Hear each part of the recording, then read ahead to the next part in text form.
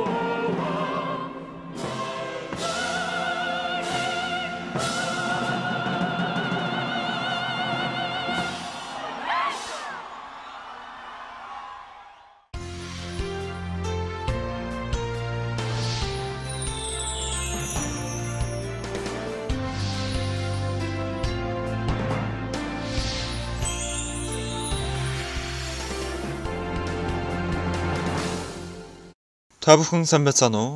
Бурхны ивэлээр Бенин, бас Кот д'Ивуар, Кана, Турк, Истанбул улсад зочлоод ирлээ. Би Кана улсад очоод яг 2 дахь жил болж байна. 1995 онд би очиж бас энэ удаад очиж үзэхэд маш олон идэхэгч ахын дүүс нар аврал аваад идэвхтэй ажиллаж байгаа харсан. Бас Бенин улсад очсон чинь Бенинд ч ихсэн 1300 гаруй идэхэгчид цуглаад семинар хийсэн байгаа. Мөн өөр сүмүүдэд ч ихсэн Кот д'Ивуарын сүмдэр бүр олон идэхэгч нар цуглаад зөвхөн тоогоорч биш, сайн мэдээний төлөө хүчтэй босож байгаа идэхэгчдийг харахад маш баяртай байсан. Бас өнгөрсөн 1 жилийн турш Бурхан бидний өмнө олон сайн мэдээний хаалгыг нээж өгөөд Америк юм уу, Өмнө зүүн Америк энэ гэх мэт дэлхийн аль ч газарт гэлгүй Африкт ч ихсэн агуу Бурхан ажиллаа хийж байгаа харахад баяртай байна. Бид өөрсдийгөө харвал дутагдaltaй бас сул дорой талууд их байна.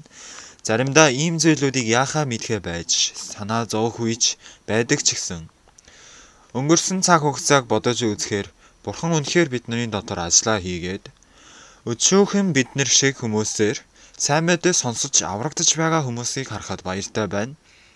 Бас өчүүхэн бид нарын хэлсэн үгэнд бурхан ажиллаа хийж хүмүүс өөрчлөгдөж, ялангуяа сүлд залуучуудын асуудлаас болж санаа зовлт болон зовлон дотор байгаа олон засгийн хүмүүс болон ерөнхийлөгч нарыг хараад бидний тараасан сайн мэдээ болон өөрчлөгдөж байгаа хараад баярлан бидэнд тусламж үзүүлж байгааг харахад үнэхээр баярлаж байна.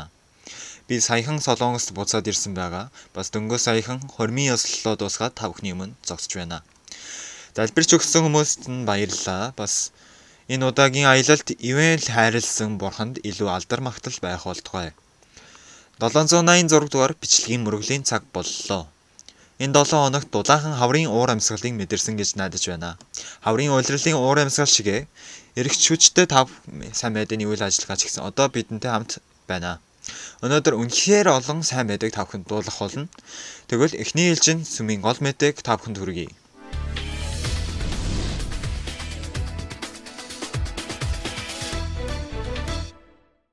Баруун Африкийн 3 улсад зочлохоор гарсан Паугсу пастор тухайн газрын цагаар 13-ны өдөр 5 өдөр Кот д'Ивуар улсад хүрчээ. Паугсу пастор онгоцны буудлын хүндэт зочны өрөөнд орж хотын даргийн туслахаар өгтүүлж тэр дор нь хотын захиргаан дээр зочилж хотын дарагтайгаа уулзжээ. Энэ өдөр олон улсын залуучуудын нийгэмлэгтэйгээ хамтарсан ажиллагааны гэрээ байгуулахын талаар яриа өрнөжээ. Дараа нь боловсролын яамны сайдтай Паугс пастор уулзаж залуучууд болон багш нарт сэтгэлийн боловсролын сургалт явуулахыг санал болгосон ба боловсролын сайд хүлээцтэй ханджээ. 14-ний өдөр сайн мэдээ эмчилгээний баг шархлааны эмчилгээ явуулж байгаа Куранкри тосгонд зочилж сайн дурын ажилчдыг зоригжуулж өвчнийг харжээ. Абижан сүм дээр 13 болон 14-ний өдөр 2 өдрийн турш Паугс пасторыг номлогчоор семинар зохиогджээ. 1500 гаруй хүмүүс үг сонсож Грашиас Наралдууны баг итгэж тоглолт төлөвлөжээ. Паугс пастор 15-ны өдөр хүртэл Кот д'Ивуарт байсны дараа 15-ны өдөр Кана улс руу хөдөлжээ. Кот д'Ивуар зочлолт дууссаны дараа 15-ны өдөр орой Паугс пастор Кана улсын Кениад хүрчээ. Орой болсон ч олон мянган гаруй итгэгч нар Паугс пасторыг болон түүний багийнхныг угтаж угталтын цуглаан өргөсөн байна.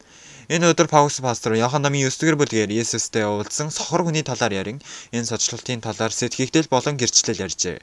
Дараагийн өдөр 16-наас 18-ны өдөр хүртэл 3 өдрийн турш Темас сүм дээр семинар болж өдөөс өмнө орой болгон Паугс пастораас гадна зочлолтод хамт явж байгаа пасторууд үг дамжуулсан байна.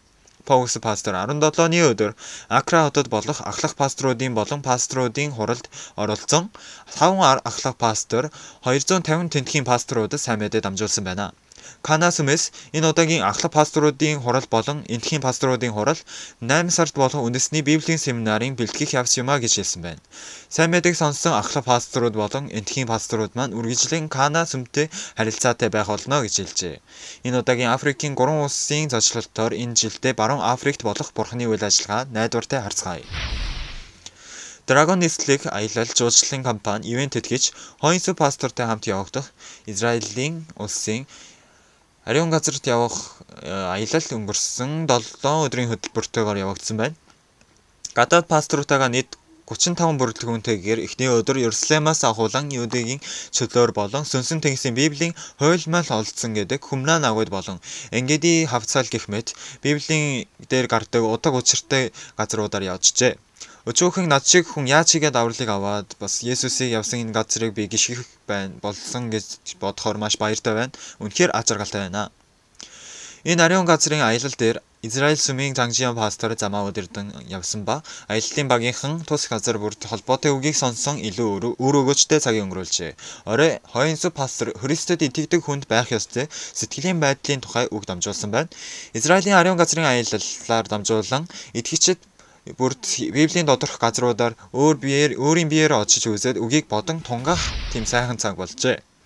Өнгөрсөн 14-ний өдөр олон улсын залуучуудын нийгэмлэгийн Янчон хотын салбарт ахмадуудын их сургуулийн элсэлт болоод өнгөрсөн байна. Ахмадуудаас багада боловсрол эзэмшиж чадаагүй ахмадуудын төлөө байгуулагдсан бөгөөд энэ их сургуульд бүр 180 гаруй хүн оролцож байгуулагдсны баяр хүргэж байжээ.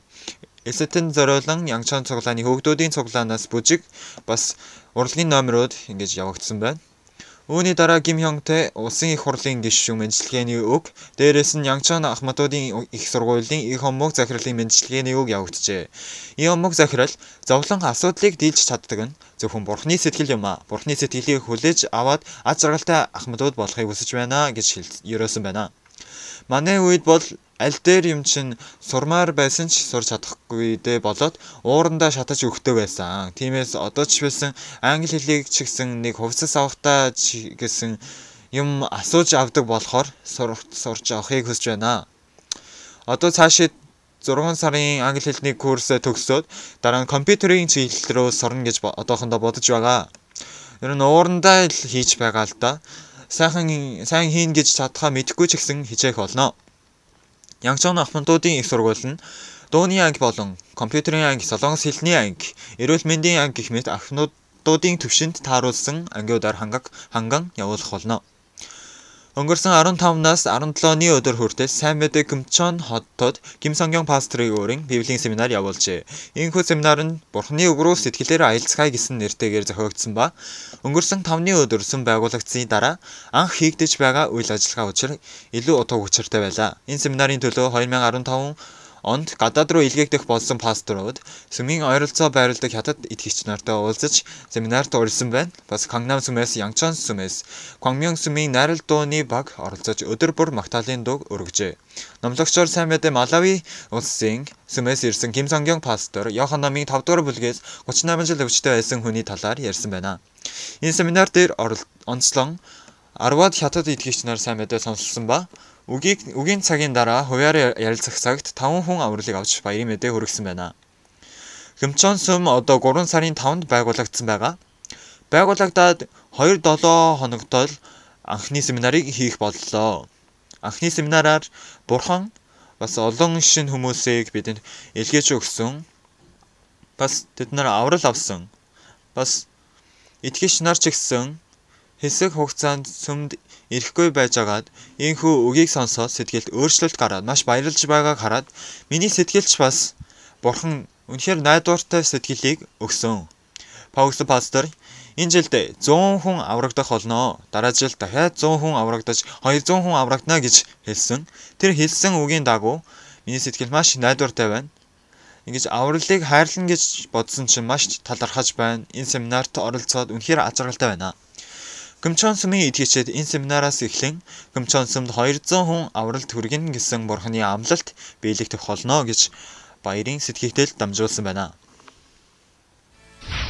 21-ний өдөр Паулус пастор зүүн Африкийн 3 улсуудаар цочлолтоо дуусгаад буцан ирсэн байна. Өдрийн 1 цаг 30 минут орчим Паулус пастор сайн мэдээ Кангнам сүмд хүрсэн ба Маханай библийн сургуулийн сурагчдад угталтыг аван орж ирсэн байна. Паулус пастор угтаар ирсэн пасторудад нэг бүрчлэн гараа барин тэр дорн 20 минутын турш үг дамжуулжээ. Паулус пастор Бенин улс болон Кот д'Ивуар болон Канад болсон үйл ажиллагаанууд явдлуудыг болон Бурханы ажилласан газар дээр нь мэдэрсэн сэтгэгдээ тодхон номлолжээ. Мөн цаашид сайн мэдээ чуулганд явах ажиллах гэж байгаа тодорхой товч ярьсан байна. Дээрэс нь оройдоо Паулус пастрын буцаж ирсэн угтахын энэ сайн мэдээ Кангнам сүмийн зүмдэр сүүлийн дүүргийн бүх итгэгчдэд цуглаан өргөсөн байна. Өнгөрсөн 14-ний өдөр Кот д'Ивуар зочлсон Паулус пастор болон зочлолтын багийнхан Кот д'Ивуар үндэсний нэвтрүүлгийн газар RTI нэг нэвтрүүлэгт оролцжээ. Паулус пастор 7 цагт ингээд хамгийн оргил цаг дээр зохион байгуулагдсан хөтөлбөрт 10 минутын турш гарсан ба энэ нэвтрүүлгэн дээр Кот д'Ивуар дах олон улсын залуучуудын нийгмийн болон сайн мэдээ эмчилгээний багийн ажиллагааны танилцуулсан байна. Бас мөн Абизан хотын дарга болон боловсролын яамны сайтай уулзаад ямар ажил хийх гэж байгааг тодорхойлон хэлсэн байна. Энэ удаагийн нэвтрүүлгийн оролцсноор Кот д'Ивуар улсын үйл ажиллагаа олон хүмүүст мэдүүлэх боломж болно гэж итгэж байна. Сайн мэдээ Инчон сүмээс өнгөрсөн жил шигээ энэ жилдээ ч гэсэн айлчлалын цуглаан болж байна. Итгэгчид өөрсдөө номлогч болж гэр орондоо ажил дээрээ жижиг хэмжээгээр явуулж байгаа бөгөөд Инчон сүмийн итгэгчид сайн мэдээ тараахад тулгуур болж өгч байна. Ялангуяа энэ удаагийн 5 сард болох библийн семинарын өмнө хүмүүсийг өрх зорилгоор цуглаан зохиож итгэгчдийн хувийн цуглаан дээр үг дамжуулж бас өөрсдийн гэрчлэлийг дарамтаа давах боломж байсан гэж хэлсэн байна. Сайн мэдээ Жинжүү сүмдэр өнгөрсөн 15-аас 18-ны өдөр хүртэл Ангеон пасторын номлогчтойгоор Библийн семинар зохион явуулжээ. Гэмээс ангичирч ажиргалыг оллоо гэсэн сэдвээр явагдсан бөгөөд Библийн семинарт зориулан итгэгчид 30-аас 40 насныхан, 50-аас 60 насныхан гэж найрал дуугийн баг бүрдүүлж Магдалины дуу өргөжээ. Номлогч Ангеон пастор сайн мэдээ тараахаас өмнө сэтгэлийн боловсролын цаг аван сонсох сэтгэлгүй байгаа орчин үеийн хүмүүсийн талаар үг дамжуулсан ба үргэлжлүүлэн гмийн уучлалын тахил болон Есүсийн Христийн талаар үг дамжуулсан байна. Энэхүү семинар дээр 4 хүн аврагдсан ба жинжин сүмийн хүмүүс үгэнд найдаж алхам хийсэн үед Бурхан ажиллан гэдгийг ойлгосон гэж гэрчилжээ. Өнгөрсөн 14-ний өдөр сүүлийн бүх дүүргийн нэгдсэн залуучуудын цуглаан сайн мэдээ Гангнам сүмд болжээ. Энэ цуглаан нь 4 сард болох Библийн семинар зориулан залуучуудын цуглаан нэгдүүлэхийн тулд цугласан бөгөөд сүүлдэх 200 залуучууд цуглалжээ. Хөгжмийн хамтлаг болон Африкийн дуугаар цуглаанаа нээж сайн мэдээ Янсан сүмийн Ихомог пастор Африкт болж байгаа сайн мэдээний үйл ажиллагааг гэрчлэн залуучууд сайн мэдээний үйл ажиллагаанд хүчтэй алхам хийгээсэй гэж ерөөсөн байна. 2 дугаар цагт оюутнууд залуучууд группээр цуглаан ярилцсан байна. Энэ жилдээ залуучуудын эрч хүчтэй үйл ажиллагааг найдвартайгаар харцгаая. Сайн мэдээ Мапо сүмийн залуучуудын цуглаанаас зохион байгуулж байгаа залуучуудын үдэш арга хэмжээ маань 15-ны өдөр Мапо сүмийн цуглаан заал болжээ. Энэ арга хэмжээ маань Мапо сүмийн залуучууд хөтлөгч гэрчлэл болон тоглолт залбирал хийлгүй бүх хөтөлбөрийг зохион явуулсан байна. Залуучууд зохион явуулсан байна. Энэ өдөр тайзны хянагчаар ажиллаж байсан Жон итгэгч сайн мэдээний гадаадын үйлчлэлийн багийнхнаар наадмын дараа мэдэрсэн сэтгэгдлээ гэрчилсэн байна. Мапо сүмийн Имтэсан пастор Уилс номын 14-р бүлгээр Бурханы ажиллах үед залуучууд сэтгэлд нийлүүлж чадна гэж үг дамжуулсан байна. Семинарын өмнө болсон тул энэхүү семинар илүү утга учиртай байсан гэж хэлжээ. Гуанчжоу Жоннам дүүргийн ахмадуудын цуглаан 16-ны өдрөөс 19-ний өдөр хүртэл сайн мэдээ Жежүү сүмд болжээ. 40-од ахмадууд оролцсон ба ахмадууд итгэлтэй болж сайн мэдээ тараах гэж сэтгэлээ нийлүүлэх зорилгоор цуглаан болжээ. Группээр цуглах тоглоомууд аялал, авиас үзүүлэх зэргээр янз бүрийн хөтөлбөртөөр явагдсан ба оройдоо сайн мэдээ Гуанчжоу сүмийн Баг Хижин пастор Бурханы хайрын тухай үг дамжуулсан байна. Энэ ахмадуудын цуглаанаар дамжуулан ахмадуудыг сайн мэдээд сэтгэлээ бат зогсох боломж гарлаа. Өнгөрсөн Германд сайн мэдээ Дунгдэмэн сүмийн Баг Янсу пастрыг өрн Библийн семинар болон сэтгэлийн боловсрол зохион явуулжээ. Энэ Библийн семинар болон сэтгэлийн боловсрол дээр Göttingen сүмээс өрсөн хүмүүс ихэнх нь оролцож 7-ны өдөр үдээс хойш Göttingen их сургуулийн болон сэтгэлийн боловсрол дээр өнөөг хүртэл Германы олон улсын залуучуудын нийгэмлэг Солонгос хэлний ангид сурагчид болон жирийн сурагчид оролцсон мөрөөдлийн тухай лекц сонсжээ. Германы олон улсын залуучуудын нийгэмлэг Солонгос хэлний ангид сууж байсан сурагчдад сайн мэдээ тараах аргыг хайж байтал энэ удаагийн сэтгэлийн боловсролын лекцээр сар бүрт Göttingen их сургууль дээр сэтгэлийн боловсрол явуулна гэж хэлсэн байна.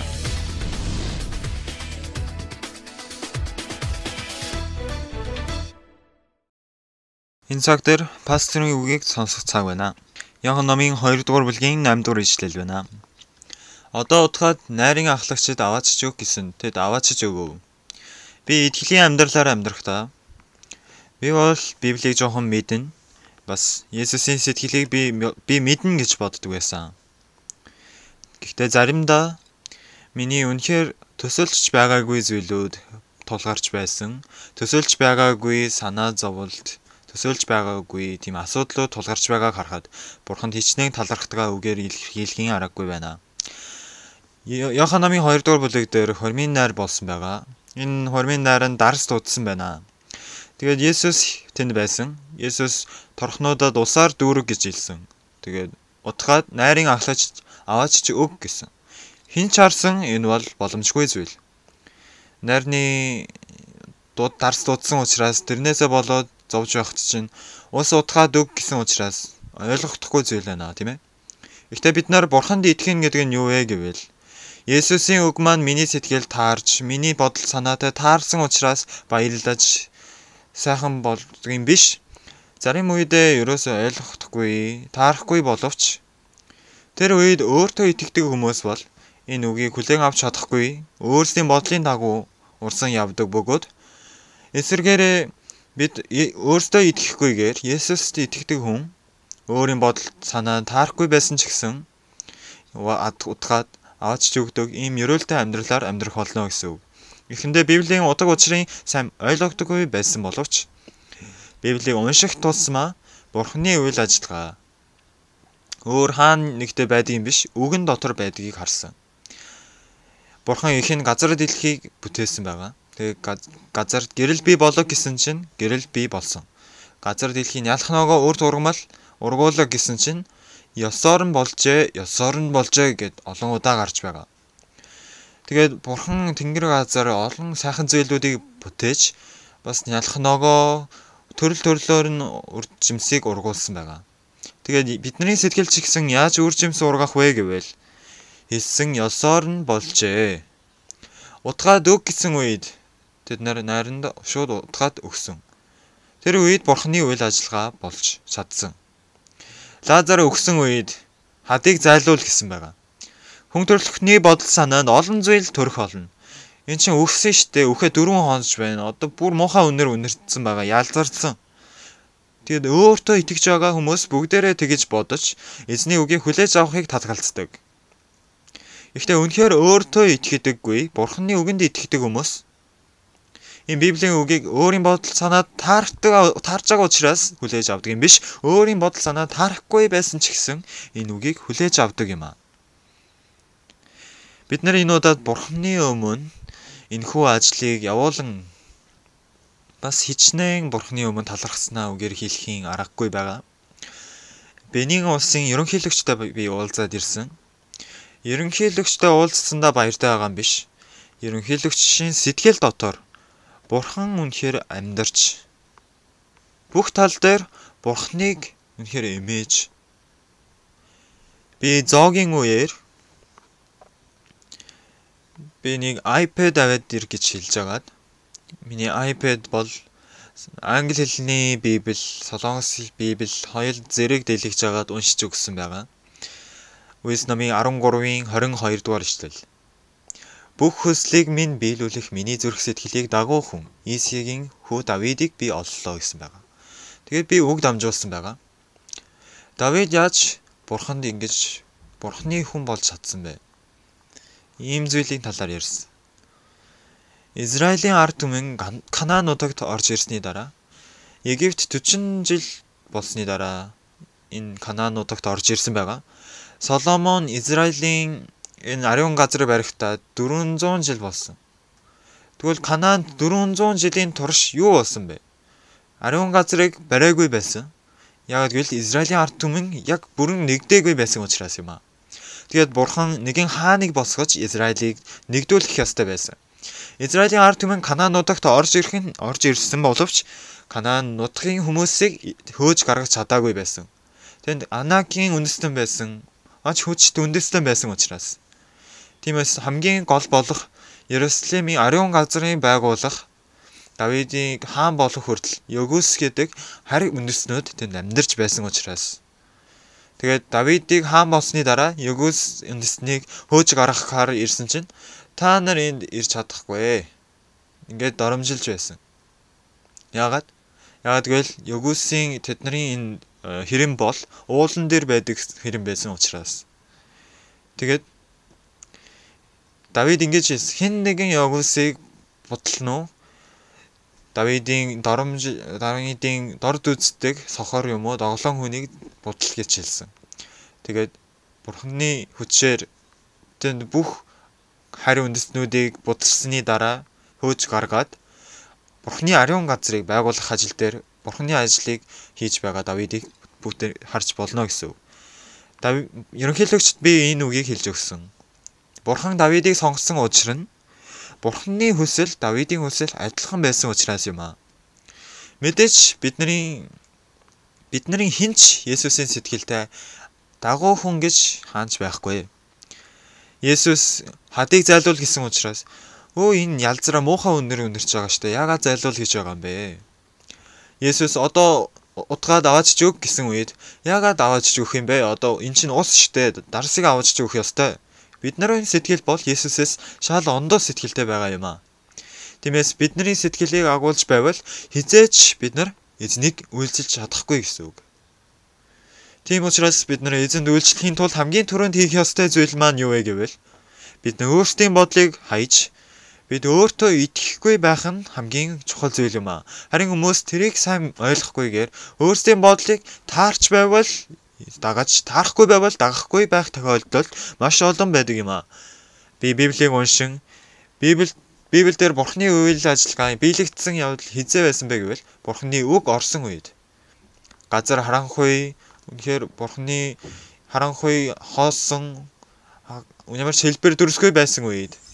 Бидний сэтгэл ч ихсэн Бурхны үгийг хүлээж авсан үед Бурхны үйл ажиллагаа биелэгдэх юм аа. Тэгээд найранд аваач өг гэсэн үед аваач өгсөн чинь тэр нь дарс болж өөрчлөгдсөн байсан. Тэр өөрчлөгдсөн байгааг бид нар бол зүгээр харж идэх гээд байдаг. Харин Есүсийн зүгээр хэлсэн үгийг энэ найрны үед ч юм уу, өгсөн Лазарыг амьлуулах үед ч юм уу, одоо ч ихсэн бидний сэтгэл таарахгүй байгаа. Бидний бодол санаа таарахгүй зүйлийг Есүс ярьж байгаа. Гэвч бидний бодол санаа таарахгүй байсан ч ихсэн Бурхны үгийн Есүсийн үгийг бид нар хүлээгээд авсан үед, тэр үед Бурхан бидний дотор өөрийнхөө хүч чадлаа илэрхийлэх юм аа. Тиймээс энэ дээр тэд аваач өгөө гэж хэлсэн тийм ээ. Одоо удаад найрны ахлагчид аваач өг гэсэнд тэд аваач өгөө гэсэн байгаа. Үгийг айлдсан. Эхэнд бурхан гэрэл би болог гэсэн чинь би болсон. Ёсоор нь болжээ гэсэн байгаа.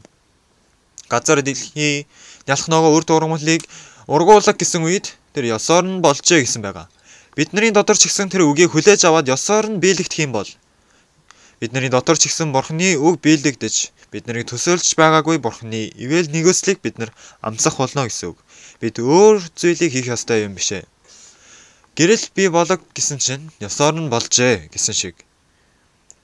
Газар дэлхийн алх ногоо урт ургамал үр жимсний модыг төрлөөр нь ургуулаг гэсэн тэр ёсоор нь болжээ. Хадыг зайлуул гэсэн чинь ёсоор нь болжээ. Бас аваач өг гэсэн чинь ёсоор нь болжээ гэсэн шиг бид нар өөрсдийн бодлоо орхиж тэр ёсоор нь хүлээгээд авсан үед тэр үед Бурхны үг ажиллаа хийх юм аа. Өнөөгөр хүртэл бид нар өөрсдийн бодлын дагуу амьдарч ирсэн билээ. Бид өөрсдийн бодол санааны дагуу болохыг хүсдэг. Бидний хүслийн дагуу болоосэй гэж хүсдэг. Бидний хийхийг хүссэн тал руу болоосэй гэж хүсдэг.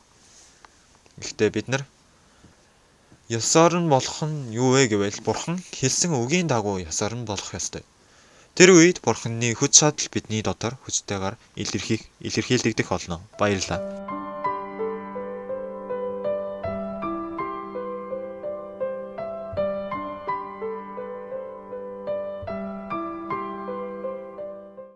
Өнгөрсөн 7 хоногт Бенин улсад, харин энэ 7 хоногт Кот д'Ивуар улс болон Гана улсад маш баярын мэдээ дуулдаж байгааг харж байна.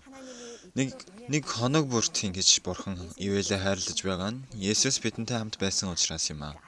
Энэ агуу нандин энэ аялан зочлолтыг хамт бичлэгээр харцгаая. 3 сарын 13-нд 5 өдөр Паугус пастор Бенин дэх аяллаа дуусгаад Кот д'Ивуар руу очсон байна. Хүндэт зочны өрөөгөөр орж ирсэн Паугус пастрыг Абижан хотын дараагийн туслах угтаж авсан байна. Энэ хотын дараагийн туслах бол Солонгосын дэлхийн чуулганд ч гэсэн оролцож байсан болохоор таатай хүлээж авсан байна. Шууд засгийн газраар зочлсон Паугус пастрыг хөгжмийн хамтлаг түүнийг угтаж авсан байна. Энэ өдөр Паугус пастор болон Абижан хотын дараг олон улсын залуучуудын нийгэмлэг болон Абижан хот хоорондын залуучуудын энэ ажиллагааны талаар хамтын ажиллагааны гэрээний талаар ярилцжээ. Олон улсын залуучуудын нийгэмлэг бас залуучуудын боловсролыг шаардаж бас Абижан хотоос мэргэжлийн сургууль болон залуучуудын төлөөх боловсролын программыг шаарджээ. Абижан хотын дарга бол Паугус пастрын үгийг сонсоод бидэнд маш сэтгэлээ нээжээ. Паугус пастор ирсний дараа биднэрт Абижан хотын дарга үнэхээр бидэнд сэтгэлээ нээж өмнө нь бол бид үгийг сонсохоос өмнө маш дургүй сэтгэлж байсан, доор нь жоохон үл тоосон тийм шинж байсан боловч үг сонссны дараа бид нар руу маш тэр чигтээ сэтгэл нь өөрчлөгдөж нэг юм тохир байцаах маягтай явуулах гэж байсан боловч тэрийг бүгдийг цуцлаад шууд пасторын үгийг сонссны дараа шууд хурлаа дуусгасан. Тэгээд би та нарыг дахиад дуудъя. Тэгээ дахиад ярилцъя. Эхнээсээ дахиад ярилцъя гэж ингэж бүр сэтгэл нь өөрчлөгдсөн байсныг харсан. Хотын захиргаанаас явж Паус пастрын чиглэсэн газар бол боловсролын яамны газар юм аа. Уг нь ингэж Кenya юм уу, Филиппин, Свазиленд гэдэг олон улсаас ингэж хамтын ажиллагааны гэрээ байгуулж энэ боловсрол явуулж байгааг ярьсан байна. Паус пастрын үгийг ярьж байсныг сонсоод цайд маань босож ирээд алга бас барин ингэж эвтэй байдалтай болжээ. Паус пастор ийм зүйлийг ерөөсөө төсөөлөөгүй байлаа. Энэ олон багш нар маань энэ ажилласаа ингээд гарцчихсан байсан. Тэгээд ийм асуудлаасаа болж яхаа мэдэхгүй ингээд шинжин ингэж бодож байсан. Тийм болохоор энэ засгийн газар маш хэцүү байдалтай байсан чинь өнөөдөр энэ пастор ирээд Филиппинд ийм бол зүйл байгаа. Бид нарт бүх шийдэх арга байгаа, програм байгаа. Тийм боловсролч байгаа гэж пастор яаж хийж ирсний талаар энэ хүн сонссны дараа сэтгэлээ яг шийдчихсэнийг харсан. Тэгвэл би яах ёстой вэ? Яаж эхлэх ёстой вэ гэж хэлж байсан. Тэгээд пастор эхлээд миний номноос уншаарай. Унших юм бол яг бүгд биш ч гэсэн ихэнх хувийг шийдэгдэх болно гэж энэ үгийг хүлээж аваад тэгвэл бид нар тэгж гүйцэтгэе гэдэг. Пасторын номыг бүх багш нарт уншуулахын талаар маш эерэг талаасаа бодож нээлттэй хандж тэгээд шууд үйлдэл дээрээ гүйцэтгэе гэж тэгж бас хэлж байсан. Дараагийн өдөр өглөө Паус пастор Кот д'Ивуар улсын RTI нэг нэвтрүүлэгт оролцсон байна. Кот д'Ивуар улсын ард түмэн өглөө энэ нэвтрүүлгийг үзэж нэг өдрийг эхлүүлдэг байгаа. Кот д'Ивуарт ажиллаж байгаа олон улсын залуучуудын нийгэмлэгийн үйл ажиллагаа болон засгийн газарт хамтран явуулах үйл ажиллагааны тухай ингэж Кот д'Ивуар улсын бүх газрууд руу нэвтрүүлэг цацагджээ. Энэхүү Африкийн энэ Кот д'Ивуар улсад Паус пастрын зочлсон газар бол энэ бол үндэсний тийм шархлааны өвчнөөр алдартай эмнэлэгт очжээ. Тэнд бол онцгой эмчилгээч явуулж чадахгүй. Үнэхээр зовлон донд байгаа өвчтнүүдээр дүүрэн байлаа. Паус пастор нэг хүн бүрт залбирч өгөн тэднийг бурхан эдгэж өгөөч гэсэн сэтгэлийг илгээжээ. Үндэсний хөгжим болон үндэсний бүжгээр Паус пастрыг угтан авч байна.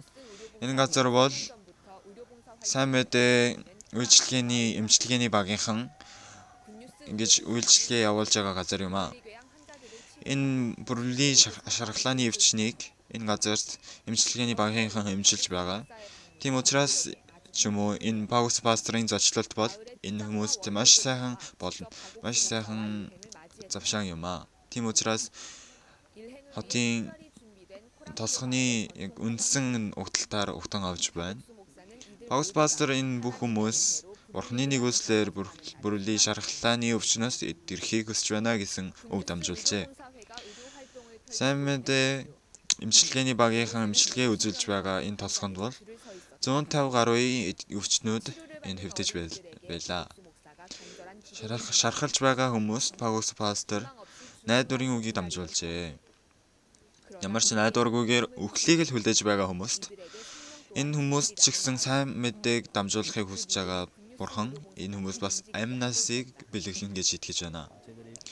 Бид нар ингэж энэ газарт ирээд үнэхээр гайхалтай цаг хугацаа өнгөрүүлж байна. Паус пастор энэ газар ирснээр дамжуулан энэ тосгон үнэхээр оронгороо эргэж өөрчлөгдөх юм байна. Бүгд идэрх юм байна. Пасторын залбирсан залбирлыг Бурхан сонссон. Бас Бурхан энэ тосгоныг ерөөлтэй болгож өгнө. Цаашид энэ тосгоны олон хүмүүс авралыг авч өвчнөөс эдгэрлийг олох юм байна. Бас гимнүглийн авралыг авч энэ хүмүүс насаараа Бурханыг авч чадаагүй байсан, харж чадаагүй. Гэхдээ одоо цаашид Бурханыг үнэхээр уулзах болно гэсэн итгэлтэй байна. Тэгвэл дээр маш том гэрлийг харсан гэдэг шиг энэ хүмүүс ч гэсэн гэрлийг харах боломж гарна гэж итгэж байна.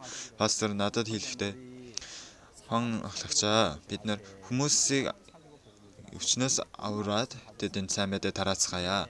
Аварсны дараа сайн мэдээ тараацгаая гэж хэлдэг. Одоо авраад сайн мэдээ тараах тал дээр Энэ тосгонд ч гэсэн энэ амлалт маань яг л биелэгдэж байна гэсэн сэтгэл төрж байна. Кот д'Ивуар улсад байх турш өдөр бүр Абижан хотод Библийн семинар болж байжээ. Эхний өдөр 1200 хүн, дараагийн өдөр 1500 хүн цугларчээ.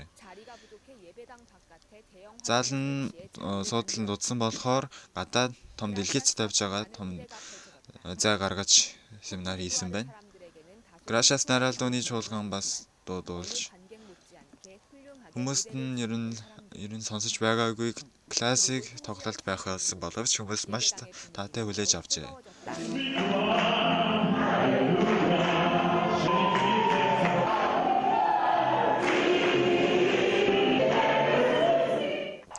Оролцогчдын алга ташилтыг аван Паус пастор тайзанд гарчээ. 2 өдрийн турших Библийн семинараар дамжуулан Паус пастор өнөөгийн турш Бурхны ажилч удирдах байсан гэрчлэлийг ярьжээ. Тэгээд цаашид Кот д'Ивуар улс яаж өөрчлөгдөхийн талаар итгэгчдийн сэтгэлд найдвар болон баяр хөөргийг суулгаж өгчээ. Юуны өмнө манай Паус пасторыг илгээж өгсөн Бурхандаа талархлыг илэрхийлье. Тэгээд пасторын ачаар бид нар маш их том ёроолыг авсан. Яг л Gracias Naraldooны чуулганы дуулдаг нэг л үгийн аяш үг шиг амийг авчирч өгөхийн тулд бидэнд ирсэн. Тэгээд өмнө нь бид нар яг л өгсөн хүнтэй өөрцгүй хүн байсан боловч энэ сайн мэдээ бол Кот д'Ивуар улсыг сэргээж бас амийг авчирч өгсөн байна. Les jeunes Ivoiriens n'ont plus de repères.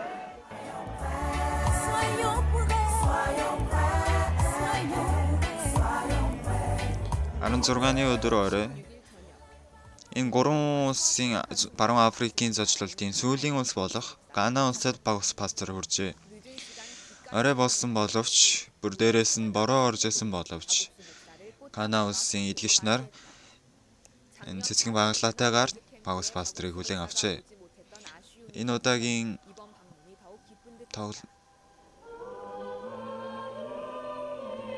Паус пастор байлын өдөр тайзанд гарч өнөөгөртөл өөрийг нь удирдах ирсэн Паус пасторыг Бурхныг гэрчилжээ. Силам цөөрөмд очиж өөрийгөө 7 удаа угаа гэсэн энэ үг маань өөрт нь шинэ амьдралыг бэлгэлжээ. Паус пасторын амьдрал яг үүнтэй адилхан байсан бас Африкийн сайн мэдээ ингэж эхэлсэн байна. Дээврийг хүчтэй зөхиж байсан бороо шиг ингэж нэг өдөр маань өнгөрчээ. Дараагийн өдөр үдээс өмнөөс ахуулан Тема хотод нөхөрлийн цуглаан болжээ. Сүмдэр энэ Паус пастраас гадна Паус пасторт цуг ирсэн олон пасторууд маань нүгийг дамжуулсан байна. Үдээс өмнө орой гэж 2 удаа өдөр бүрчлэн ингэж Gracias Naraldooны чуулганы тоглолт явагдаж Бурхны боолуудын тарааж өгчээсэн үгнүүд маань бас энэ тоглолтууд маань энэ нөхөрлийн цуглааныг маш сайхан гоёсон байна. Сайн мэдээний ажиллагаанд дотор Бурхан заавал ажилдаг. Олон хүмүүсийн гэрчлэл бас явагдаж байжээ. Энэ програмуудыг оролцоход маш таатай байлаа. Олон зүйлийг сурч чадсан үнэхээр баяртай байна. Би өмнө нь өөрийгөө гэмтэй хүн гэж боддог байсан.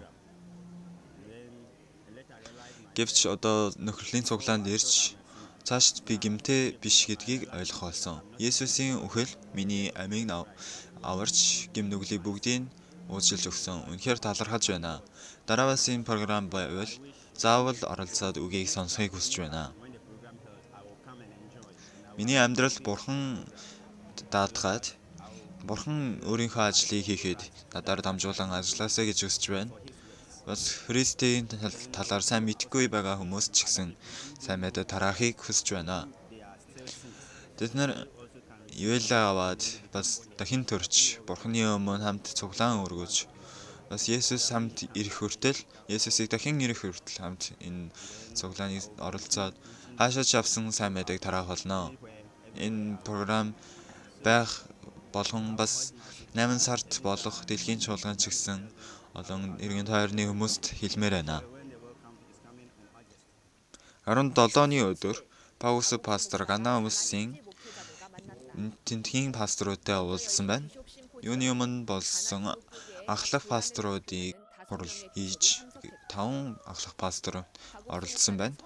Самари хүний талаар Паулус пастор ярин сайн мэдээ тараач Паулус өөр пасторууд маань тэр үгийг сонссон байна. Энэ удаад бас 250 энтхийн пасторуудын оролцсон пасторуудын хурал болжээ. Энтхийн пастор Паулус пастор Бурхны үг дамжуулсан байна.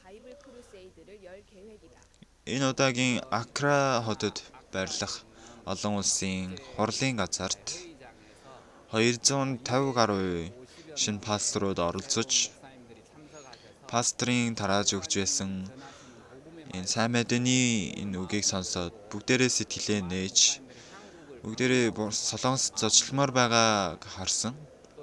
Тэгээд хүмүүс энэ жил үндэсний Библийн семинар хиймээр байсан. Тэр үедээ энэ пастор ч гэсэн хамтран оролцохыг хүсэж байгаа гэсэн сэтгэлийг хараад Бурхан тэдний сэтгэлийг нээлгэж өгж байгааг харсан.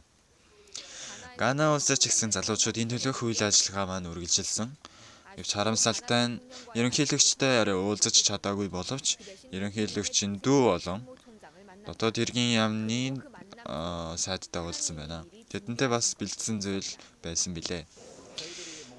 Бид энэ удаад ерөнхийлөгчтэй уулзалтыг явуулмаар байсан. Гэвч ерөнхийлөгчтэй уулзаж чадаагүй. Тиймээс ерөнхийлөгч өөрийнхөө дүүтэйгээ бас дотоодын иргэн яамны сайдтай уулзаж өгсөн болохоор бид тэдэнтэй уулзсан байгаа. Паулус пастор Гана улсад сэтгэлийн боловсролын энэ сургуультай багш нарыг сургуулмаар байна гэж хэлсэн. Бас энэ хүмүүс Солонгос очоод сурах юм бол хүмүүс ингэж өөр газруудаар очиж лекц тараад тийм сэтгэлийн боловсролын багш болмоор байна гэж хэлсэн. Тэгээд юу хэрэгтэй вэ гэж асуусан үед бид нар газар хэрэгтэй байна гэж хэлсэн. Бас өөрөө газрыг асууж үзнэ гэж лавлаж үзнэ гэж хэлсэн. Энэ жилдээ Баруун Африкийн сайн мэдээний ажиллагаа 20 жилдээ орж байна. Үнэхээр эзгүй хоосон газарт таригдсан энэ сайн мэдээний үүр маань одоо таригдаж байна. Одоо баруун 3 Африкт явагдаж байгаа алхамууд маань Бурхны хайраар дүүрэн байна. Өөрөөрөө хизээж үр жимс ургуулж чадахгүй газар хөрш шиг биднэрт сайн мэдээний үрийг үр жимсийг ургуулж байгаа Бурханд алдар магтаалыг өргөж байна.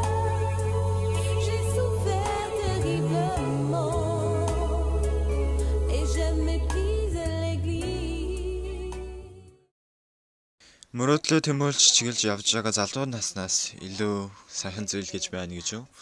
Олон улсын залуучуудын нийгэмлэгтэй уулзаад авралыг авч Бурхны өгсөн мөрөөдлөө дагаж Солонгос ирсэн нэгэн охиныг харцгаая.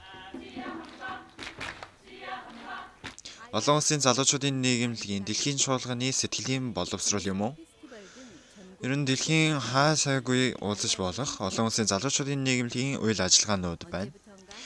Нэг мэдсэн чинь тоглолтуудын багийн дунд нэг л хачин цэнхэр нүдтэй гадаад охиныг та бүхэн харж байгааха. Гадаад сайн мэдээний багаар Солонгост ирснээ одоо олон улсын залуучуудын нийгэмлэгийн оюутнаар байгаа Шушия Муикуба. Янсэдэ их сургуульд олон улсын залуучуудын нийгэмлэгийн залуучуудын цуглааны хүүхдүүд сурчлагаа явуулж байна. Сайн байна уу? Би 2011 онд гадаадын сайн мэдээний багийг Солонгост ингээд хийчээд одоо дахиад Солонгост ирсэн байгаа Шушия гэдэг хүн байна. Би одоо их сургууль дээр сурчлагаа явуулж байна. Шушиагийн амнаас гарч байгаа үг маань англилч, орос хэлч биш. Солонгос хэл байна. Шушиа бол ямар ч орчуулагчгүйгээр ярьж болохоор солонгосоор сайн ярьж байна.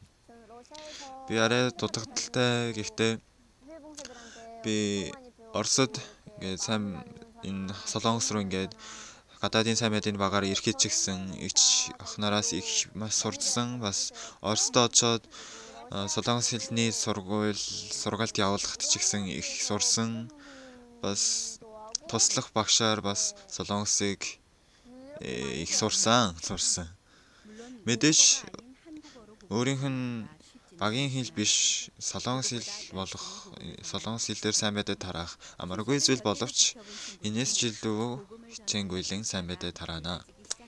Хажууд байгаа найзууд маань Шүшаа маш өөрчлөгдсөн гэж ярьж байна. Би өнгөрсөн 1 жилийн турш Оросд сайн мэдээний багаар яваад ирсэн. Тэгээд тэр үед Шүшаатай зүг амьдардаг байсан. Тэгээд Шүшаа Солонгост ингээд гадаадын сайн мэдээ багаар явбал сайн байна гэсэн. Тэгээд Бурхны нэгүслэл бас Солонгосын их сургууль ч гэсэн тэмцээд орж сурж байгааг хараад маш баяртай байна. Бурханд удирдуулаад энэ хичээлийг бас сайн хийгээсэй гэж хүсэж байна. 2011-нд Солонгос болсон дэлхийн чуулгантай уулзаад энэ олон улсын залуучуудын нийгэмлэгт оролцох болсон байна. Өмнө нь сэтгэлээ нээж хамт ярилцах хэцүү байсан гэж ярьж байна. Гэвч цаг өнгөрөх тусам найзуудтайгаа сэтгэлээ нээж Библийг уншин бас өөрчлөгдөж байгаа өөрийгөө олж харсан гинэ. Тэгээ хинээс ч илүү эрхэм найдын авралыг авсан байна. 2011 онд авралыг авсан. Яаж авралыг авсан бэ? Уг нь энэ солонгос хэлний хичээлд оролцоод кемп юм уу эдгээр зүйлүүдийг бэлтгэн бас цуглаан хийж залбирсан. Эхэндээ бол жоохон нэг л хачин сонин гэсэн сэтгэл их төрдөг байсан. Яагаад гэвэл Оросд бол тим гэж ерөөсөө байхгүй зүгээр Оросын хувийн өөр тусгай шашин байдаг. Тэгээд их сони юм аа гэж боддог байсан. Гэхдээ тэрнээс хойш үгийг сонсоод бас хамт ярилцсан сэтгэл нь маш их өөрчлөгдсөн. Тэр үед гадаад сайн мэдээний багаар ирсэн эгчтэйгээ хамт сэтгэлээ нээж ярилцсан. Эгч бас өөрийнхөө талаар сэтгэлээ нээж ярилцсан. Надад ч гэсэн сэтгэлээ нээгээд ярилцаад үзээ. Чи жинхнээсээ сэтгэлээ нээвэл үг ч гэсэн өөрөөр самд сонсогдох болно. Бас авралыг авч чадна гэж ярьж байсан. Эхэндээ нэг л биш юм шиг санагдаж байсан боловч энэ эгчийн үгийг эхнээсээ дуустал сонссны дараа би бас өөрийнхөө сэтгэлийн талаар сэтгэлээ нээж ярилцахад бүх сэтгэлээ хоослоод бас дараа нэг л юм өөрчлөгдсөн мэт санагдсан. Тэгээд тэгснээсээ хойш пастортайгаа нөхөрлөд тэр үед авралыг авсан. Тэгээд тэр он Шүшаа гадаадын сайн мэдээний багаар Солонгост ирсэн байна. Эхэндээ ер нь ичимхий зангаасаа болж айтгийг шахан дүүстэйгээ хамт сэтгэлээ хуваалцах хэцүү байсан байна. Гэхдээ 1 жилийн сайн мэдээний багаар дуусгаад Оросд буцаад очсон Шүшаа маань Солонгост байсан нөгөө хугацаа маань мартагдахгүй байсан учраас 2013 онд дахиад Солонгосын газрыг гишгсэн байна. 2011 онд гадаадын сайн мэдээний үйл ажиллагаа дууссаны дараа маш харамсалтай байсан. Мөн Солонгос маань миний 2 дугаар их орон маань болсон. Тэгээ яаж Солонгост очих уу гэж их бодсон. Тэгээд би ер нь Оросд сургууль сурах маш жоохон дургүй байсан. Тэр үед миний мэргэжил маань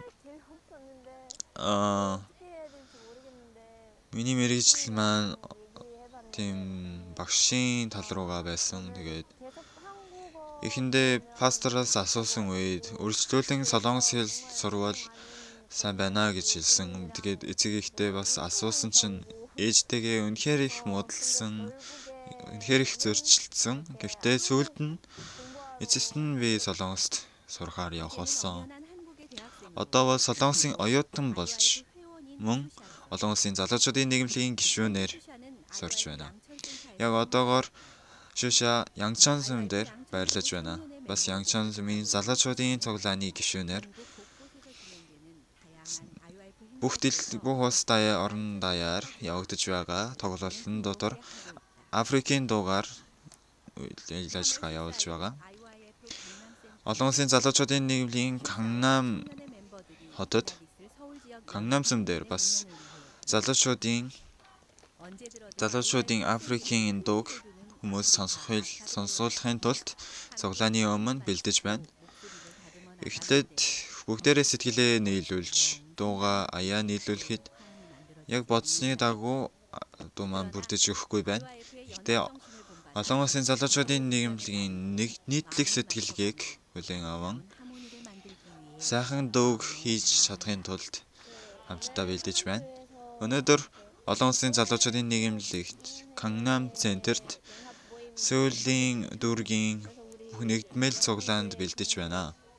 Тэгээд Янсан сумын залуучуудын цуглааныхан Африкийн дуу дуулахаар ирсэн. Тэгээд ингэж тоглолт хийхэд маш баяртай хөвгчлөлтэй байна. Тэгээд хөвгчлөлтэй дээрсэн сэтгэл бас гэгээлэг болж байгаа юм шиг санагдлаа. Яг тэр үед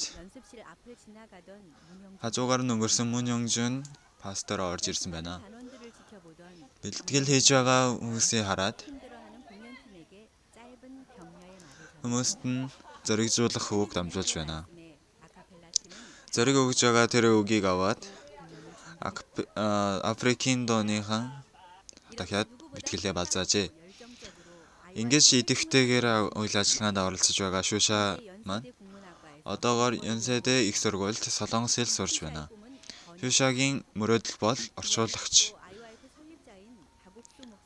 Одоо Шуша маань цаашид Паусо пастрын номнуудыг орос хэл дээр орчуулан орос хүмүүсийг авармаар байна гэж хэлсэн байна. Олон улсын залуучуудын нийгэмлэгтэй уулзаад шинэ найдвартай, шинэ мөрөөдөлтэй болсон хүмүүс.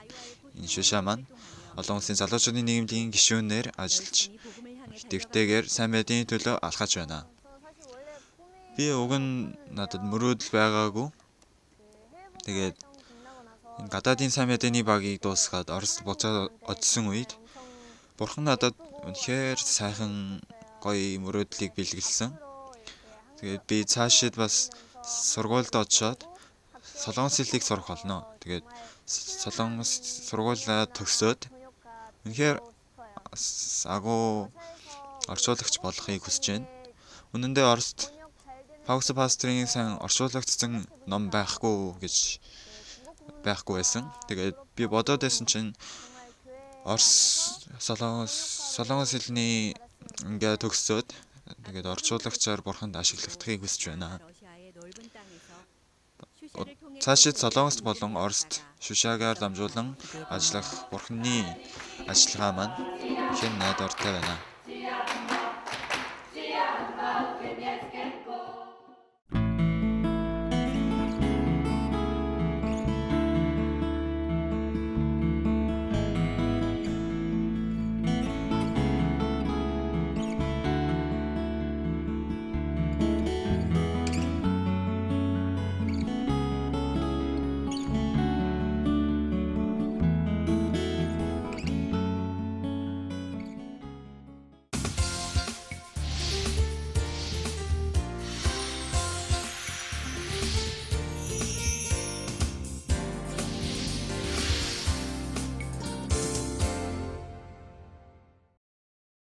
Энэ удаагийн Баруун Африкийн 3 улсуудын зочлолт тэнгэрт байж болохоор яг л зөв шиг үйл ажиллагаанууд энэ дэлхий дээр биелэгдсэн түүхэн дэх гайхалтай үйл ажиллагаа байлаа.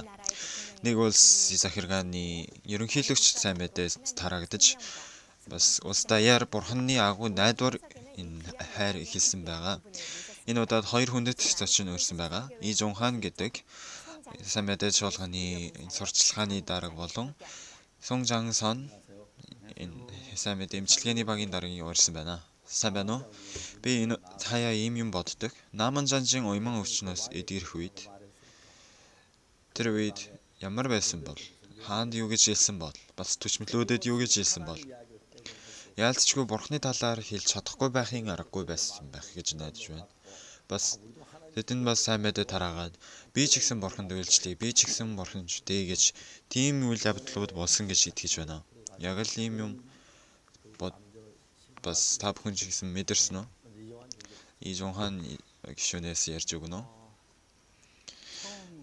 Энэ удаад анх удаагаар би Бенинд очиж байгаа. Бас пасторыг дагаад олон удаа Африкийн улсуудаар очиж байсан боловч яг л энэ удаагийн шигээ ингэж гайхалтай юм бол анх удаа мэдэрч байсан. Бас Бурхан байгаагүй бол энэ зүйлүүд боломжгүй байх байсан гэсэн сэтгэл их төрсөн.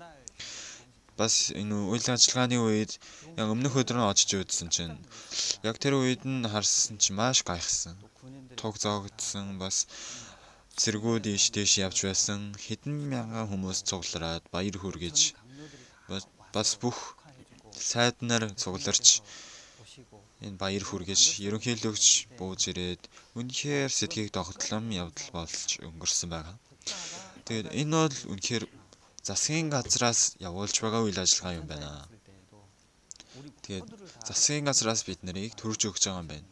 Тэгээд бас зогийн үеэр ерөнхийлөгчтэй бас ерөөсө бодож байгаагүй манай пастор маань ч гэсэн Бенин улсын хамгийн дээд зэргийн цолыг авсан байгаа. Тэгээд тентгийн цэргийн ангийн энэ хамтлагаас пасторт Магдалины дуу дуулж өгсөн байгаа. Яг энэ газар бол диважин шиг байна гэсэн сэтгэл төрсөн. Бид нар 2013 оны дэлхийн чуулганы өмнө Кимган пастор маань дэлхийн чуулгаанд очоорой гэж урьсан байгаа. Тэгээд тэр яг тухайн өдөр бол одсон чинь очиж чадахгүй болчлоо гэж хэлсэн.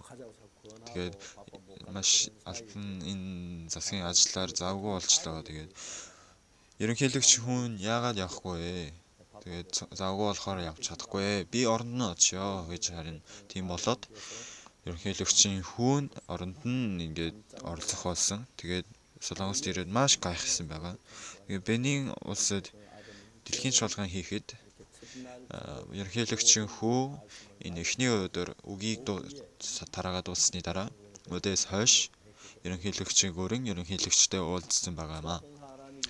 Над шиг хүн ингэж ерөнхийлөгчийн олон удаа уулзаж юунаас болоод ингэж бурхан ийм агуу хүнтэй ийм дэд зэргийн хүнтэй намайг уулзуулж байгаа юм болоо мэдээч сайн мэдээ тараалахын тулд юм бахаа гэж бодсон. Тэгээ ерөнхийлөгчтэй уулзах цаг бол нэг удаан биш учраас нэг цаг 2 цаг багадаа нэг 30 минут. Тэгээд энэ цагийн дотор сайн мэдээ тараа гэсэн сэтгэл төрөв. Сайн мэдээ тараагаад бас авралыг авсан байгаа. Тэргийн дараагийн өдөр кемпинд бас оролцоод мэндчилгээний үг дамжуулж өгсөн. Тэгснээр бидний сэтгэл маш ойр дотн болсон байгаа. Ерөнхийлөгч үнэхээр завгүй байдаг учраас бүгдийг мартсан байх гэж бодож байсан. Гэвч бүгдийг санаж байсан. Та бүхэн манай улс өөрчлөгдөх ёстой. Олон улсын залуучуудын нийгэмлэг дэмжих болно. Ийм юм ярьж байгааг сонсоход маш сэтгэл бахархаж байсан. Тэнд байгаа залуучуудын яамны сайд нар, боловсролын сайд нар тэгээд бид нар ингээд нэвтрүүлгийн газар энэ эмнэлэг юм уу мэрэгжлийн сургууль сэтгэлийн боловсролын центр эднэрт их сонирхолтой байгаа юм шиг байсан. Бид нар өргөжлүүлэн ийм үйл ажиллагаа явуулах болно. Гэхдээ ерөнхийлөгч бол ерөөсөө тийм юм ярилгүйгээр залуучуудад хамгийн гол нь сэтгэлийг зөв сэтгэлийг суулгаж өгөөрэй гэж ярьж өгч байсан. Ижонған итгэгч ер нь юу гэж бодож байгааг хэлээч. Бенин улсад ерөнхийлөгч пастор зав гарангууд ерөнхийлөгч сайн мэдээ тарааж байсан. Ер нь Кот д'Ивуар тийм боломж гараагүй. Гана улсад очсон чинь дандаа пастор маань сайн мэдээ тарааж байсныг харсан. Би ч гэсэн пасторыг олон удаа ингээд үг тарааж байгаа, үгийг сонсоод үзвэл энэ сохор хүн тэр Есүсийн Силоам нуурын цөөрөм дээр очиж угаа гэж хэлсэн үед сохор хүн нүдэн хараанд байхгүй байсан боловч Силоам нуурд очиж угаасан гэсэн үгийг сонссон. Энэ үгийг пастор Гана улсад очиж дамжуулсан байгаа.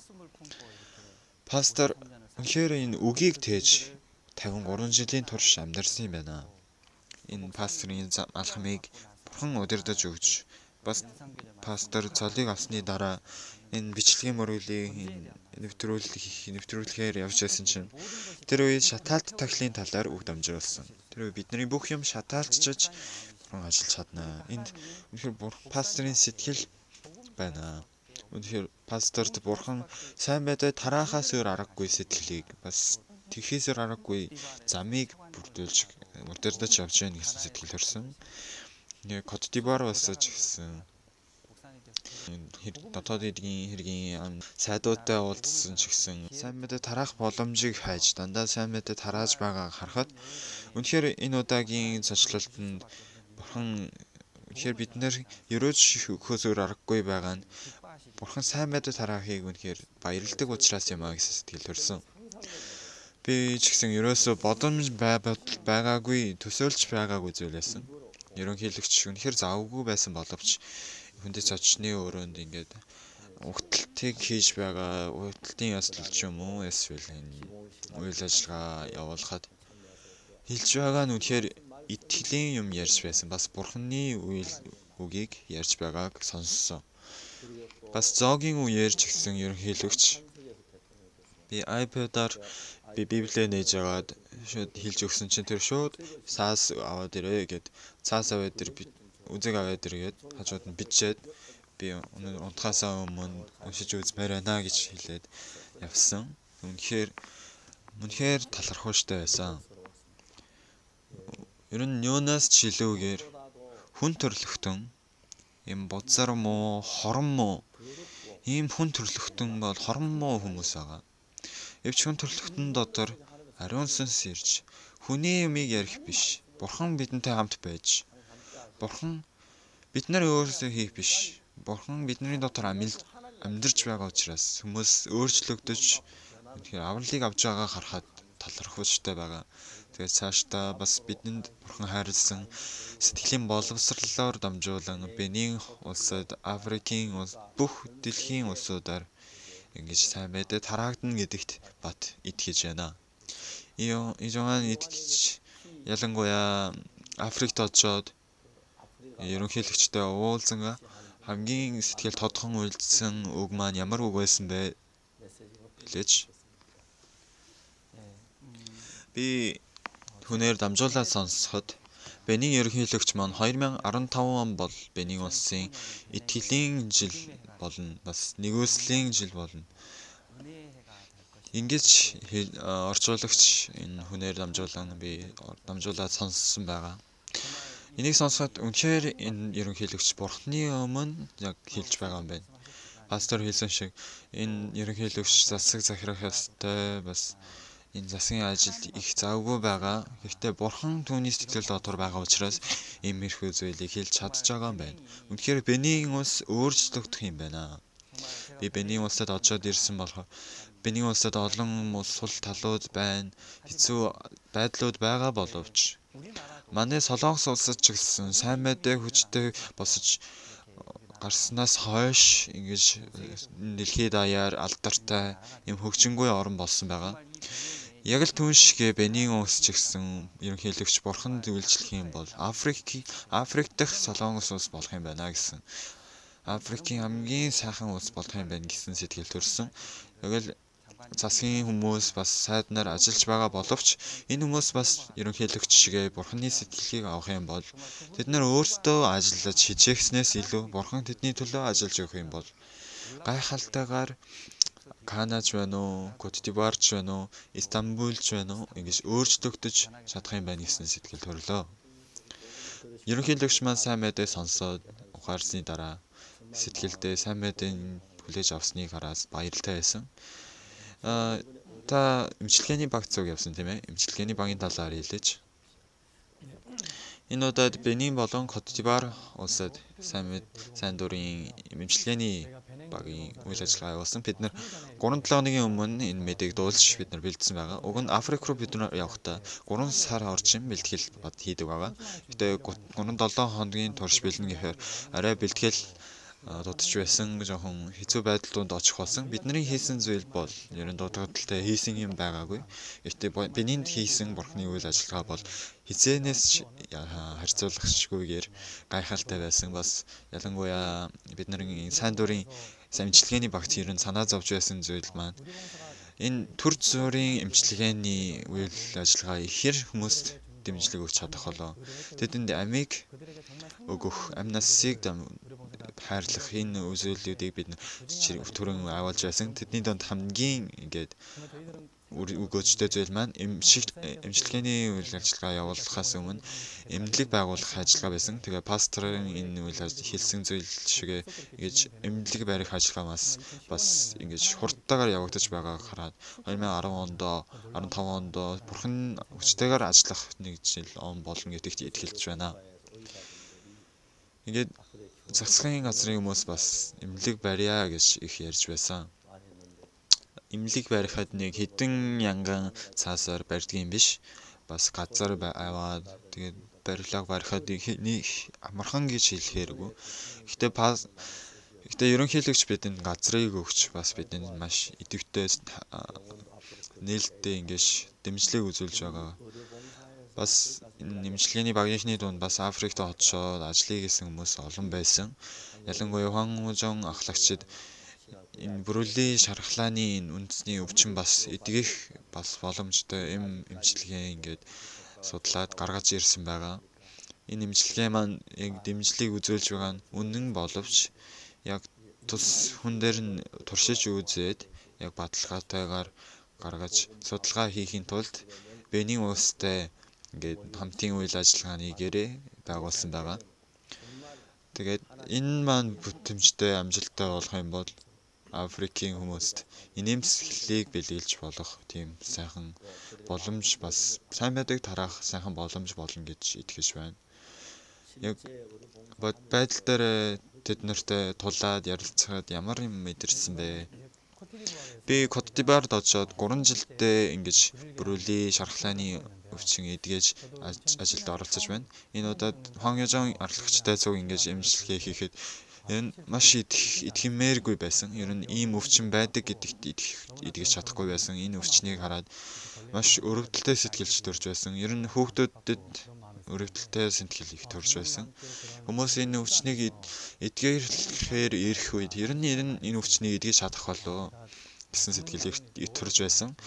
Тэгээд би ер нь тэр энэ эмийг ч гэсэн ууж үзээгүй боловч эдгээрч чадна гэсэн итгэлийг өгөх нь ч гэсэн хэцүү байсан. Энэ хүмүүс бүгдээрээ эмийг ууж нэгээрээ эдгэрч байгааг би нүдэрээ харсан. Тэгээд 1 жил 6 сарын дараа би Кот д'Ивуар дахиад очих болсон. Очсон чинь уур амьсгал шал өөр тэр чигт нь өөрчлөгдсөн байсан. Энэ удаад бас пастор цуг ирсэн байгаа. Пастор надад Конанкру гэдэг толгоонд ирсэн. Тэгээд энэ толгоонд ирснийг бодоход пастор үнэхээр дэлхийд даяар очих газар ч маш их байгаа. Ер нь их газруудаар очиж болох боловч яагаад энэ Конанкру гэдэг энэ жижигхэн толгоонд яагаад ирсэн болоо? Энэ жижигхэн толгоон штэ. Гэхдээ бодсон чинь Есүс энэ өвчтэй хүмүүсийн байгаа газруудаар яван тэднэрт баяр хөөргийг өгч энэ өвчнөөс нь эдгэрүүлж өгсөн тийм ээ. Тэрийг бодоход бүрүүлээ шархлааны өвчин маш хүнд өвчин бас эдгэрэх эмчилгээ байхгүй болохоор гар хөлөө ингээд тайрч тийм аимшигтай өвчин байгаа. Гэхдээ энэ ажиллагааны энэ өвчнөр дамжуулан бурхныг тэдэнд мэдүүлж өгөн пасторыг бас явуулж өгөө сайн байдаг сонсохын тулд юм а гэсэн сэтгэл төрөөд пасторыг бас онгоцоор бууж ирж байгаа юм бичлэгийг би харсан байгаа. Тэрийг хараад бурхан үнэхээр пасторыг илгээж өгсөн байна сэтгэл төрөө маш баярлалаа байсан. Тэгээд бас тосгоныхон анх очсон үед ерөөсөө итгэхгүй байсан. Би ч итгэхгүй байсан. Хуанхужон итгэгч бас итгэхгүй байсан. Тентгийн хүмүүс ч итгэдэггүй байсан. Тэгээд нэг 150-аад өвчтөн ирсэн. Тэгээд ер нь би жил болгон очихдоо нэг 30-аад хүн бол шинэ өвчтөн байдаг. Тэгээд үлдсэн хүмүүс бол бүгдээрээ эдгэрээд одоо бүх өвчтэй газрууд нь эдгэрээд ирж байгаа хүмүүс байсан. Тэгээд тэнд байгаа хүмүүс юм уу? Тэнд байгаа энэ толгойн ахлагч юм уу? Бүгдээрээ энэ өвчнийг эдгэрнэ гэдгийг мэдж байгаа учраас эдгэрнээс найдвартайгаар бид нарыг маш сайхан угтаж авч байсан. Тийм итгэлтэй байгааг харж байсан. Энэ бүрэлдэхүүн шархлааны энэ өвчин эмчилгээний үйл ажиллагаа Франкури энэ тосгоноос эхлэлээ тавих юм бол Кот д'Ивуар болон Түнэст гадна бас Бенин улсад бүх Африкийн улсууд ийм зүйлээр дамжуулан өвчнөөс эдгэрх юм бол бас түүгээр дамжуулан бурхны энэ манисм чуулгантай уулзаж бас бурхны үгийг хүлээж аврал авна гэж бодохоор маш найдвартай байсан.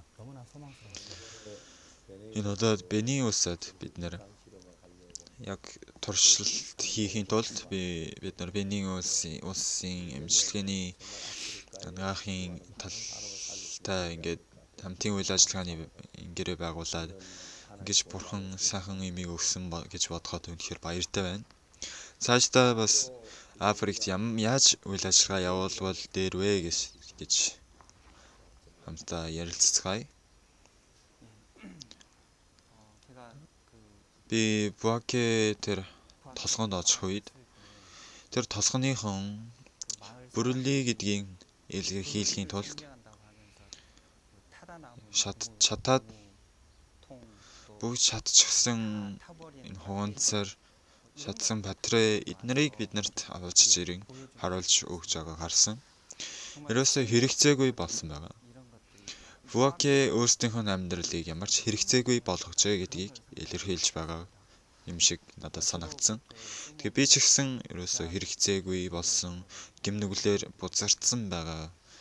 Тийм байдал сайн мэдээ маань биднийг зөвтгөж ариусгаж өгснгийг бодоход бас энэ Африкийн энэ зочлолтоор дамжуулан Африкийн Бенин улсын ерөнхийлөгч аврал авч бас сайдууд нь түгээр дамжуулан сэтгэлээ нээж чадах юм байна.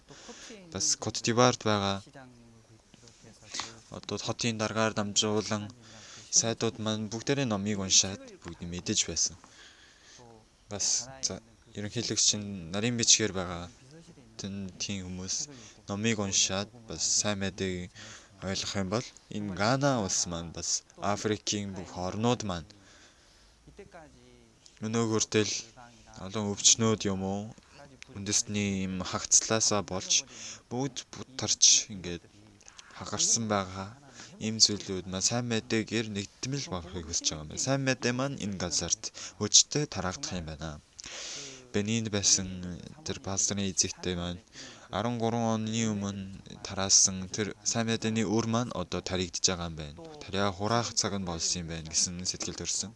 Тэгээд цаашид энэ гал маань таашаа өөр орнууд руу тархах болно гэсэн сэтгэл төрж байна. Бас 2015 он маань баруун Африкт итгэлийн нэг он болж бас нэгүсэл авах бурхны үйл ажиллагаа болох нэг он болно гэж итгэж байна. Тэгээд цаашид бас энэ газарт итгэгч ахын дүүс нар маань очиж бас бизнесээ эрхлэж бас тэнд очиж амьдраад одоо тэнд очсон чинь бас өөр нэгэн итгэгч очоод нэг бизнес хийж байгааг харсан.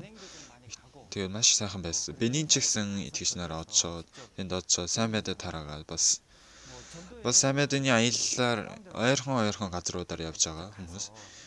Африк руу ч гэсэн яваад ингээд пасторын хэлсэн шиг сайн сэтгэлийн боловсролын тийм багшаар очоод тэгэх юм бол үнэхээр сайхан байна гэсэн сэтгэл төрж байна. Африк бол үнэхээр хэцүү байдалтай орн байгаа. Би 1994 онд Африкт анх хөлөө тавьсан байгаа. Гана улсад 95 онд хөлөө тавьсан. Тэгээд 20 жил өнгөрсөн байгаа. Одоогийн энэ үед үнэхээр сэтгэл халуухан байна. Бас ерөнхийлөгчдөө авралыг авч сэтгэлдээ сайн мэдээг хүлээн авч бас дээрэс нь нэгэн эмэгтэй сайд маань яг л таадтай ах дүүсийн харилцаад юм шиг байсан. Бас ерөнхийлөгч аврал авсны дараа харахад яг л нэг гэр бүл шиг нэг найзууд нөхөд шиг байсан. Бас биеэрээ очиж сайн мэдээ тарааж пасторуудтай ингээд байгаа боловч бас араас нь сайн мэдээний төлөө мөнгөөр тусламж дэмжлэг үзүүлж байгаа хүмүүст баярлж байна. Гана улсад, Кenya улсад нэвтрүүлгийн газар барихад ер нь амаргүй зүйл шүү дээ, тийм ээ. Тэгээд цаашид энэ нэвтрүүлгийн газар ийм зүйлүүд их ч гэсэн цаашид бас Африк итгэгчдийн дэмжлэг маань Африкийн хүмүүст найдвар бас дэмжлэг хайрлана гэж итгэж байна. Ийм сайн мэдээний хаалгыг нээж өгсөн бурханд алдар магтаалыг өргөж байна. Бас цаашид бас сайн мэдээний төлөө залбирч өгөөрэй гэж хүсэж байна. Өнөөдөр хамт оролцож өгсөн та бүхэнд баярлалаа. Хайртай эзэн маань Тэнгэрийн газрын төгсгөл хүртэл ингэ сайн мэдээ тараахын тулд бид нарыг тэгээд өрөөж өгсөнийг бодоход үнэхээр талархаж байсан. Бас яг тодорхойгоор бидний төлөө залбирч өгсөн ингэж итгэгч ахын дүүс нарт болон мөнгөөр хандиваар тусалсан итгэгч ахын дүүс нарт тэгэхээр тодорхой талархал илэрхийлье. Тэгээд олон энэ Кот д'Ивуар улсад юм уу?